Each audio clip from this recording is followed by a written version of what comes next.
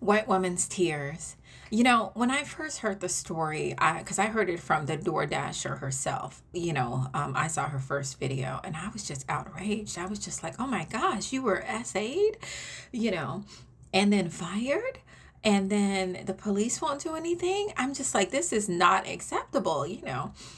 And then I started looking into it because I'm like, what's going on? Because her demeanor didn't really seem like someone who had been SA. But not saying you can't act like that. But I mean, if it just happened a couple days ago and it just seemed a little off, her demeanor. And then I started reading the comments and looking at what other people were saying. And they were like, him exposing himself is not considered an SA. So I'm already like, okay, so it wasn't an SA. An SA was exposure. But I'm still thinking like, come on, guy, don't be a perv. Don't order, food and then, you know, stand there and expose yourself to someone. So, but then I had to start getting more of the story. And then I find out the directions were leave the food at the door. And you didn't do that. You went into the house where he was laid out, unconscious, whatever, naked, and you took photos. And then you took his photos and put them online with his address and name and everything.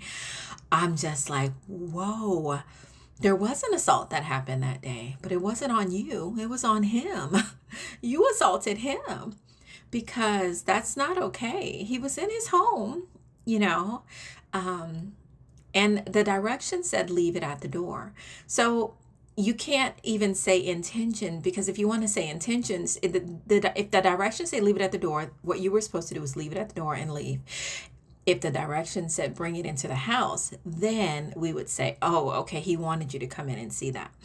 But at no point were you really supposed to go in. So you didn't follow directions and you saw what you saw, and then you twisted it and made it like this guy did something to you.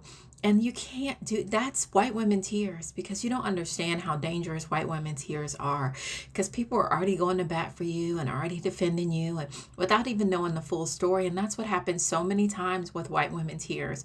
And so many black people have died because of white women tears. So it's very triggering because I see it all the time.